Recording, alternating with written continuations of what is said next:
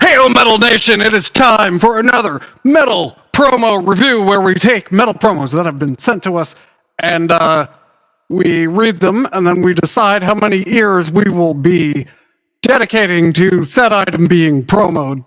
And one of them, one of our recent promo reviews has garnered a lot of comments that I haven't read. So maybe that'll be a future episode. I'll get to it next year. All right. First, oh yeah, and I'm Tim. That's Dave and Mark. That's right. We have different people today. So thank you for coming. Perhaps you'll be more forgiving than the usual suspects. I haven't done a metal promo in months, so I'm feeling particularly judgmental and harsh. I give everything a chance. All right. Seventh Son, Edge of Insanity from Japan. Seventh Son's Edge of Insanity is a progressive / melodic power metal album from Japan, showcasing technical skill and dramatic soundscapes. It's on Spiritual Beast Records. It came out October 4th, 2023 on CD and digitals. Here's what they listed for the genres. Progressive metal, melodic power metal, symphonic metal, heavy metal. This is good because it gives you like a declining order of instrumentation. Like, I didn't know if they had a keyboardist until they said they were symphonic power metal. Oh, they still might not have a keyboardist. Well, let's find out. Let me read ahead. Okay, I know the answer to that. All right, Edge of Insanity is the third full-length album by Seventh Son, hailed as one of Japan's finest progressive / melodic power metal bands. The album showcases the band's evolution with its technical prowess, dramatic soundscapes, stylistic beauty, and lyrical depth, characterized by powerful high-tone vocals and a new progressive melodic power metal style. Seventh Son's Edge of Insanity stands out as a significant release in the genre. Fans of, here we go, Queensryche, Dream Theater, Fate's Warning, and Rush will find a deep connection with this album. Produced by the band themselves, the album was mixed and mastered by Takahiro Hashimoto at Galaxy Blast Mastering, ensuring a high-quality auditory experience. Edge of Insanity marks a new chapter in Seventh Son's musical journey, reinforcing their status as a prominent band in the Japanese metal scene. They only said it was... Oh, no, it did say it's mixed and mastered, but it is mixed and mastered, produced by the band. The lineup is Yama on lead vocals, Yasumoto Otani on guitars, Mitsuharu Genki, Ikeda on bass, Tai Sioda on drums and percussion, and on keyboards, Takuo Kobayashi. Track list: Welcome, Unite, Tell Me Why, Blaze of Revenge, Core, Insane, Moonlight Dusk Fading, and Scarstorm. Website, seventhsonjapan.com, Facebook, YouTube, Instagram, Twitter. That's it. I like this. It's to the point. There's no novel about who was in what band and then those bands broke up and they started another band that you keep seeing in these. And for sure, there's no ideological nonsense. There's no like absurd backstory. Right, and this photo of them, it's them in like a cathedral of some kind. Let's say it's got like an arched roof. No, for sure. I didn't search very hard, but that's the only picture of them that exists, as far as I can tell. Wait, seriously? Do we Metal Archives these guys? That's the picture also on Metal Archives. That's the only one. Like I said, I didn't look very hard. They're all dressed like John Petrucci circa 1992. All of them. Yep. And you got your standard bald guy with 80s hair, guy with 90s hair. You got a guy with mid 2000s James LaBrie hair, and then you got Motley Crue hair. That's how I describe all their haircuts. And then I tracked that. Yeah. See? And then the album cover, it looks like a Greek Orthodox temple emerging from the sea. Oh, but it's on top of a guy's head. And there's those happy and sad theater masks in the background. So at first glance, I really liked the album art. And then when I enlarged it and started looking at it, there's a lot going on. I still like the thumbnail. I don't know about those masks back there, but maybe there's some tie into the music. So it might be good, like on your Spotify, right? Yes. Yeah. I mean, you don't necessarily need vinyl. Well, I still think it's like the foreground is still pretty cool art. I like the not Divine. I was about to say Divine Wings of Tragedy, but that's not the album. It's Symphony X, the album that's got the comedy tragedy masks. Maybe it's a subtle nod to their favorite modern proggers from New Jersey, Symphony X. Yes. Anyhow, yeah. Look, I was decreasingly invested as the promo went along. The introduction had me. I was hooked. I was ready for this melodic, symphonic, powerish, maybe progressive metal. But then the closer we got to the Rushes and Dream Theaters of this world, the less interested I was. Because technical wizardry, I mean, I think that I've had enough technical wizardry for one life. Yeah, they kept saying power metal, and I feel like the closest they got to progressive power metal is Fate's Warning, maybe. So yeah, so I'm certainly not the Queensrÿche. They didn't drop Symphony X in there or anything remotely prog powery, but nonetheless, I'm going to give this 1.5 ears. It could be good. It could also be self-serving and overly progressive, to the point where you get diminishing returns. You know what I mean? I forgot to give an ear rating. I'm going to give 1 ear to this because I like the band picture. They look very serious. And if there's one thing that I need with my technical wizardry, it is grave demeanor of super serial. And I like that from them. So 1 ear from me.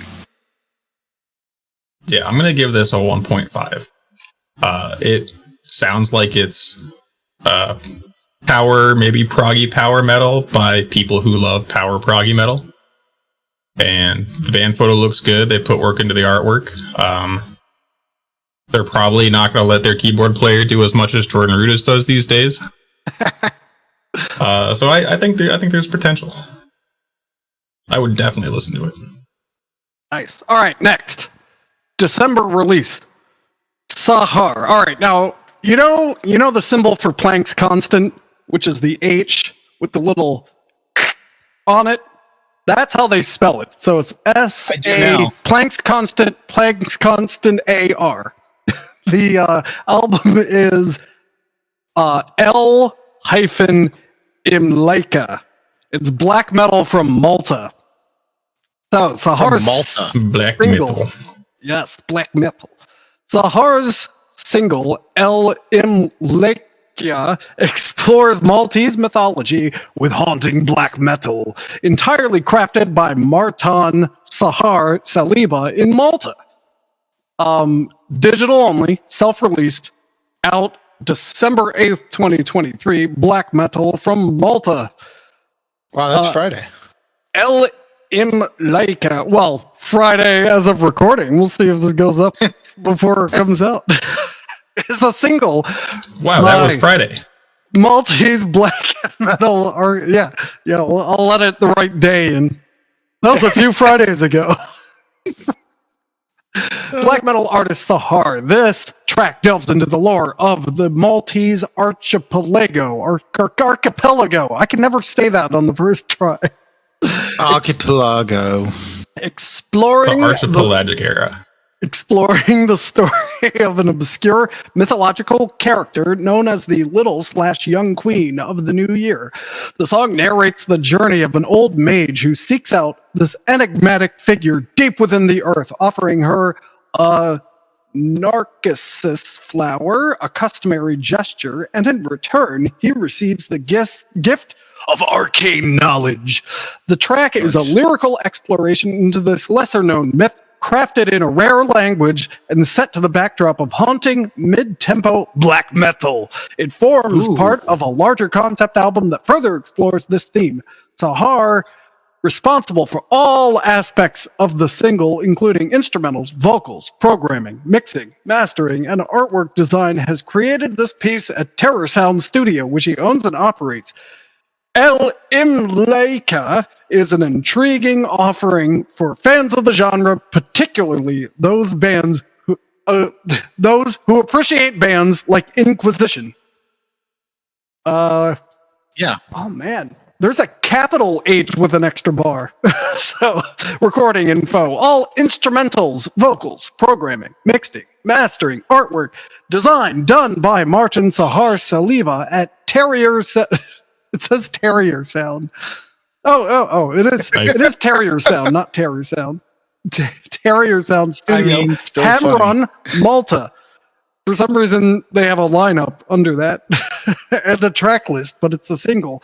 So the Bandcamp link is SAHHAR, SAHHAR.bandcamp.com. Facebook, YouTube, Instagram, TikTok, and you put the Metal Archives link. You can just type in SAHHAR. Nice. There you go. All right. There you go. Wow. It was a very black metal move to name one other band. Oh, if you like Inquisition. I've never heard of Inquisition. Who the hell is Inquisition? You've never heard of Inquisition? I have not. Nope. I've heard of Inquisition. There you go. Well, maybe you've heard of SAHHAR too. I have not. Well, I mean, now you have. Hey, look, if you enjoyed hearing about Inquisition, you'll definitely like hearing about SAHHAR. So you should naturally be giving this metal program 2 ears. Oh, but there's three Inquisitions. Oh, well, which Inquisition did they mean? Well, it's got to be the Colombian one because they're the only black metal one. Wouldn't it be more amusing if? What are the other ones? Doom/death metal from Austria, melodic death metal from the Netherlands. I mean, I could see melodic death metal and mid-tempo black metal having some stylistic similarities. But I want to talk about the structural setup of the promo. I love the fact that there, as you mentioned, is a lineup for a one-man black metal project, and he kept that. Info.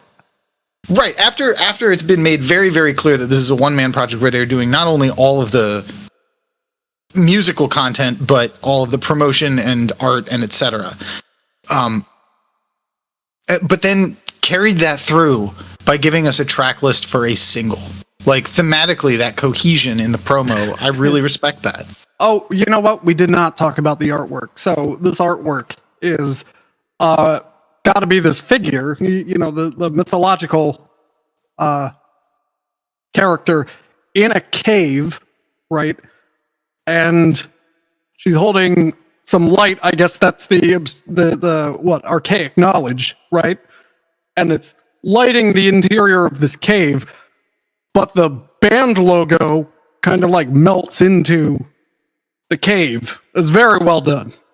Well, yeah, it's like the fog or smoke from the arcane knowledge or mist or something. Yeah. It is a compelling album cover. That's some good work for an album, for a single cover even. I actually really like what I assume is the live photo, right? So he's got the photo of himself in the staircase with a sword, flowering. Yes. But then he's got like a live photo in the mist, and it's actually like a well-composed shot that someone got of him, presumably playing live, and in color too. It seems. Yep, yeah. And it's like it both looks black and white, but he's so black metal. It's. I know, that's true. I can see color in both of his arms in both photos. That's great. That's how grim he is. Apparently he's playing a Jackson as well, so that gains him an extra quarter of an ear from me. Yeah, well, I was trying to figure out if that was the Jackson. I mean, it has the shark fin inlays, but it also appears to have binding, which either means it's an early 90s Jackson or a Chinese-made recent Jackson, either way. Or another brand. Or another brand. Or another brand. But I'm pretty sure it's a Jackson. Yeah, which I also appreciate. Anyway, I like obscure myths. That's great. That's that alone propels this. I was just complaining before we started recording that I hate showing people my mixes because every comment on the mix is like a personal attack on me. Yes. So so that's how we intend them. He mixed, yeah, I know. He mixed and mastered this himself, which either means he's very good at what he does, or he has no one to tell him that he's not doing it well. So that makes me worry a little. The third option that you forgot about is that it is black metal. Oh, it is black metal. The mix don't matter. Well, I'm interested in finding out the dichotomy between the super clean, polished album art and what might sound like programmed drums recorded on a Casio in a cave. Right. And actually, I want to know where this live shot, what's going on with the live shot?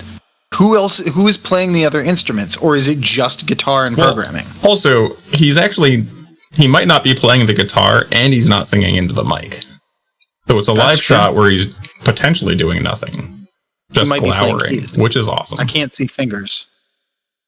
Oh, man, it could be an open chord. Yeah, this guy is prolific, though. He has 1, 2, 3, 4, 5, 6 full-length albums, not including whatever one this is from. Goodness. Dating back to 2007, as well as 1, 2, 3, 4, 5, 6, 7 EPs.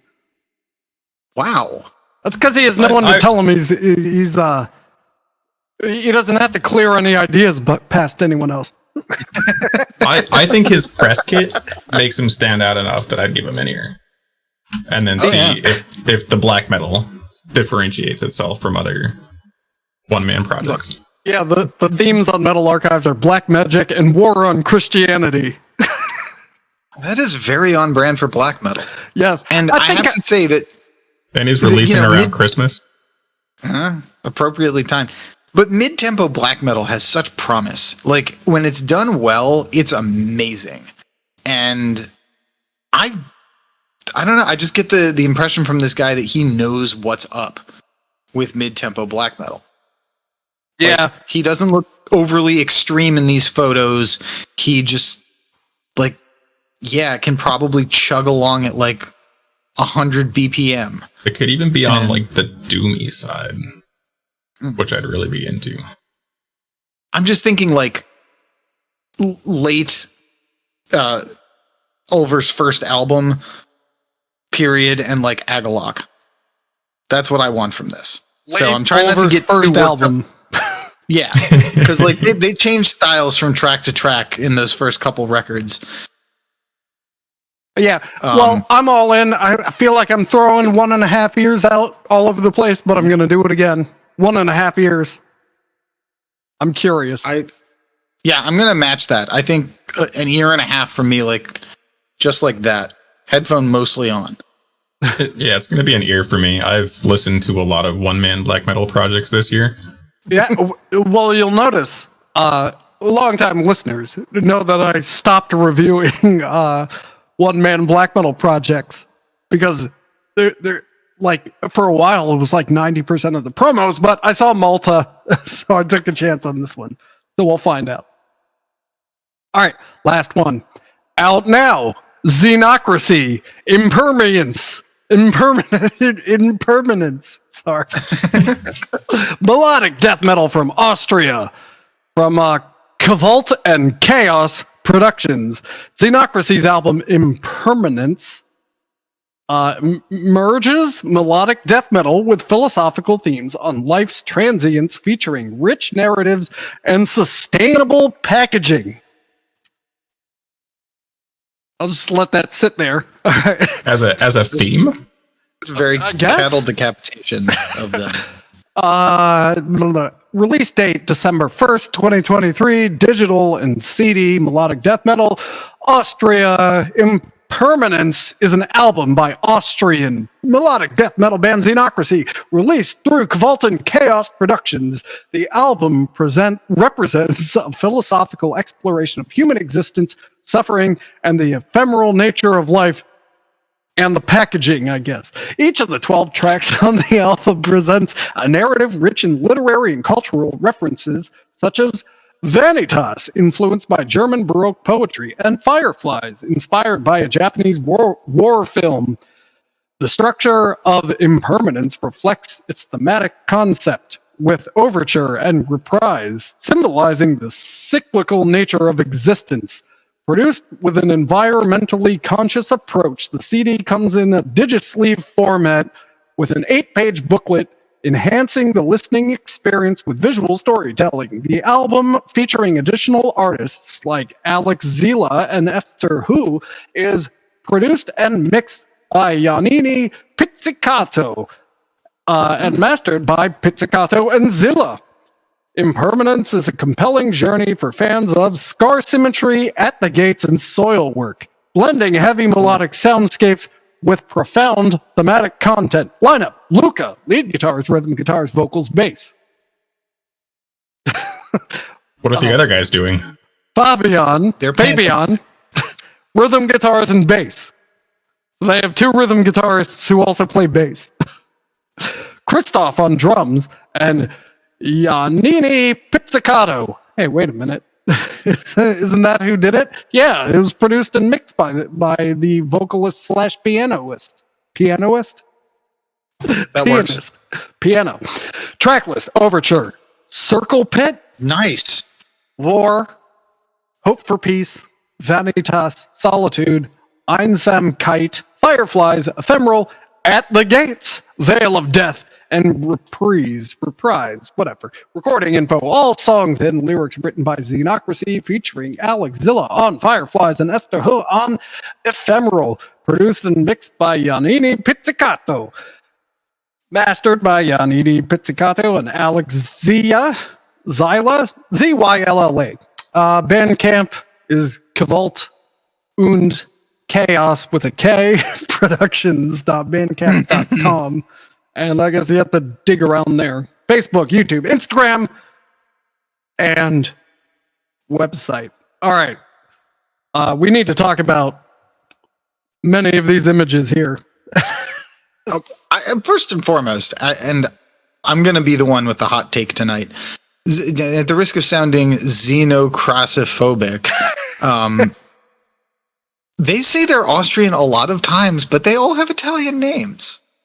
Maybe it's that part of Austria that's in Italy. Near Tyrol.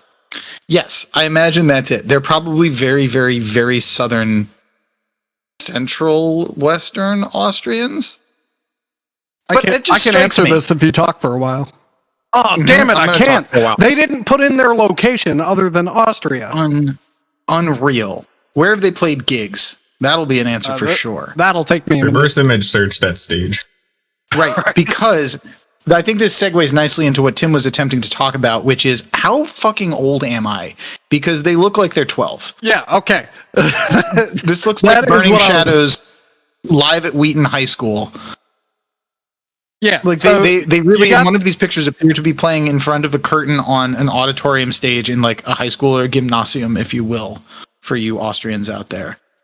The band photo of them near that old knobby tree, right, is 4 of them, right, and 3 of them look like they're in their early 20s, and then, hey, Joey's little cousin can play bass for us. Yes. Hey guys, I'm here for the bass audition. Don't worry about it, you're in, because we got 2 people who are recording your bass parts. At the risk of sounding mean, it looks like he's still growing his hair out. And I was that we age were all too. there, except We for were Mark. all there, except for Mark. I Mark think was my hair born got with about that head long hair. once. That's when I gave up. Definitely 2 ears, because I will listen to any metal band that says we're gonna do an overture and a reprise, because big fan. I do want to know if they draw straws to see who has to play bass at a show. No, I'm not playing bass. Fuck you. And the album art is pretty great.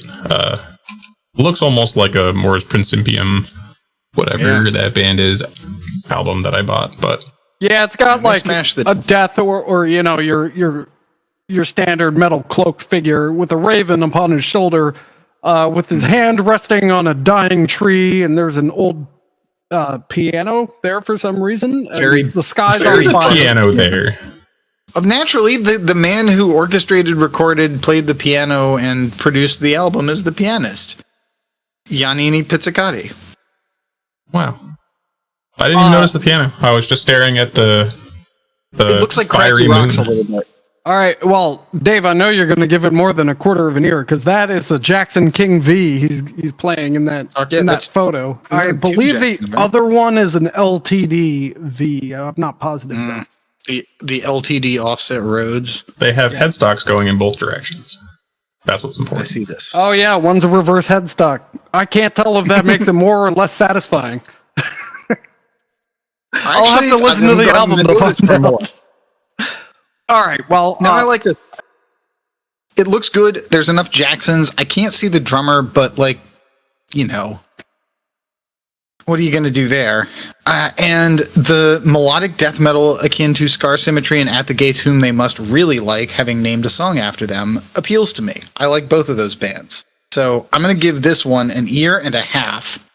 Again, that's my, I guess, rating for the night. I said I was cranky and judgmental, but I lied. I do like that they're just straight wearing their influences on their sleeve.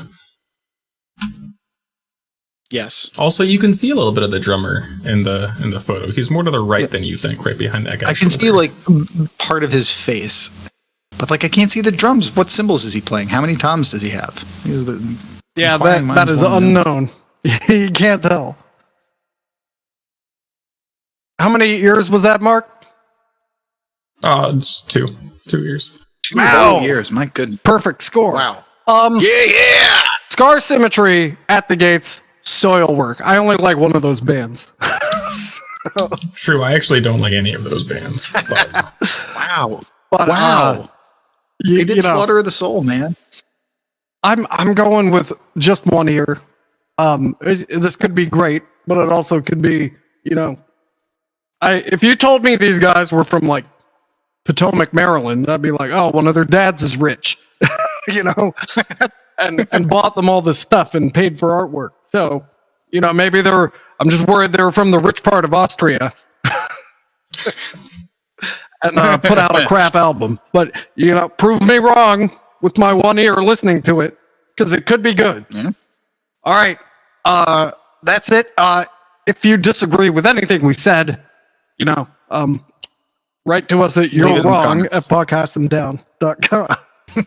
Love it. Or leave a nasty comment, and maybe I'll read it in the next 6 months. We're gonna have to do a comments mashup one of these years. We do from time to time, but only when I notice there's a comment worth commenting on. Oh, fair. It doesn't happen too much. All right. Until next time, Metal Nation, keep your Austrians Italian somehow.